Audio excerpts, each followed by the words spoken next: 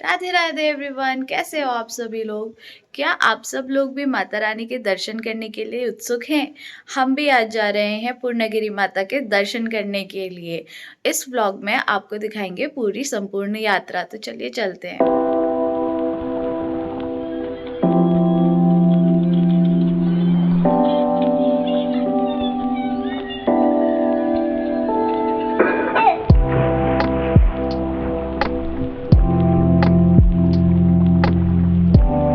मंदिर पहुंचने के काफ़ी देर पहले ही हमको ई पार्किंग के टिकट्स मिल गए थे, जिसका मतलब है कि ऊपर जाके हम अपनी कार को पार्किंग लॉट में पार्क कर सकते हैं। और फिर हम चल पड़े माता रानी के दर्शन के लिए।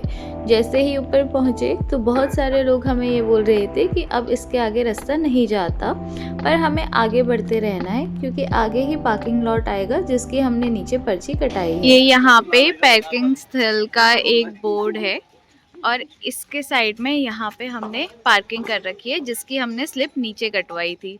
बीच रास्ते में काफ़ी लोगों ने हाथ रोका, पर अगर आप वहाँ पे पार्किंग करोगे तो आपको उतना पैदल आना पड़ेगा। और यहाँ पर ये बोर्ड लगा हुआ है, बैरिकेडिंग है। ये देखिए ये बोर्ड है, तो यहाँ से अगर आप आते हैं यहाँ पर ठीक पार्किंग स्टैंड है। चलिए अब चलते हैं माता रानी के दर्शन करने के लिए। जय माता दी।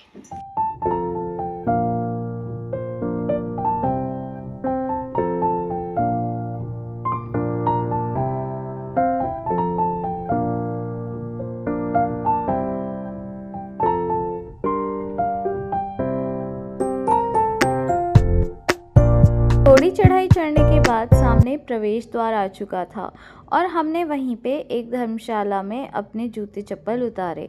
और यहाँ पे सभी विश्राम गृह और प्रसाद भंडार गृह की बस एक छोटी सी फीस है कि अब जूते चप्पल अगर यहाँ उतारें तो यहाँ से ही प्रसाद लेके जाए। और यहीं सामने पे काली माता का मंदिर भी था और हम चल पड़े माता रानी के दर्शन करने के लिए। ये सीढ़ियाँ जितनी ही डिफ़िकल्ट नज़र आ रही थी, उतनी ही ठंडी हवा और एक प्यारा अनुभव हमको हो रहा था। ऐसी शांति का अनुभव जो शायद हर जगह पे आपको नहीं हो सकता है। हम वहाँ कहीं से न जाने कहाँ से चल के यहाँ पे आए हैं और अभी भी हमें चलना है। और यहाँ इतनी अच्छी हवा चल रही है, इतनी ताजगी वाली।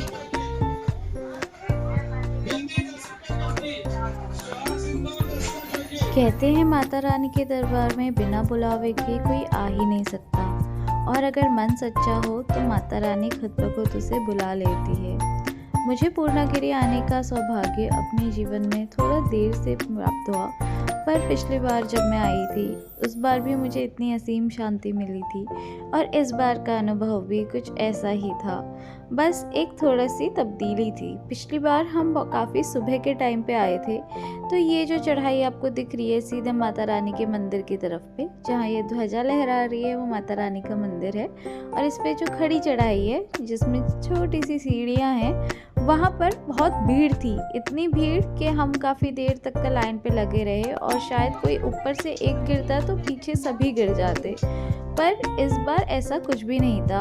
हम दिन में 1:30-2 बजे के आसपास ऊपर पहुँच गए थे और यहाँ पर बिल्कुल खाली पड़ा हुआ था और मंदिर में घंटियाँ ही घंटियाँ, चुनरियाँ ही चुनरियाँ, जो सबकी आस्था का प्रतीक दिखाती हैं। और हमें माता रानी के आखिरकार दर्शन हो ही गए। इतने अद्भुत दर्शन, ऐसा लग रहा था कि पता नहीं कहाँ आ गए हैं। कितना प्यारा अनुभव था वो। माता रानी के दरबार में उनके दर्शन करने के लिए जाना हमारे लिए सही में एक सौभाग्य की बात थी।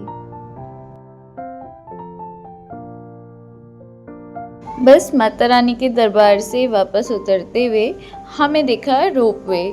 तो जिन लोगों के घुटनों में तकलीफ़ है उनके लिए एक खुशखबरी है कि पूर्णागिरि माता मंदिर में रोपवे चालू होने वाला था। अभी वो अंडर ट्रायल था और कुछ इस स्थान पे आके वो रोपवे लैंड करने वाला था। तो आपके आधे से ज़्यादा सफ़र में सीढ़ियाँ एलिमिनेट हो जाएंगी और बस थोड़ी सी सीढ़ियाँ आपको चढ़नी पड़ेंगी। ये रास्ता है जहाँ से रोपवे से आप वापस मार्ग में आ जाएंगे।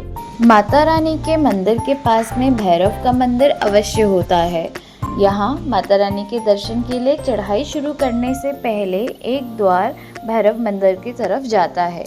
दर्शन के बाद हम भैरव मंदिर की तरफ गए वहाँ पर काफ़ी लोग खिचड़ी अर्पित करते हैं और एक धुनी चलती है जिससे विभूत भी आप लगवा सकते हैं। वैसे तो कहा जाता है कि पूर्णागिरि माता की यात्रा नेपाल में बाबा जी के मंदिर में जाकर ही पूर्ण होती है, क्योंकि वहाँ माता रानी ने एक रात विश्राम किया था। परंतु हमारे पास वक्त की कमी थी, इसलिए हम वापस अपने घर की तरफ लौट आए।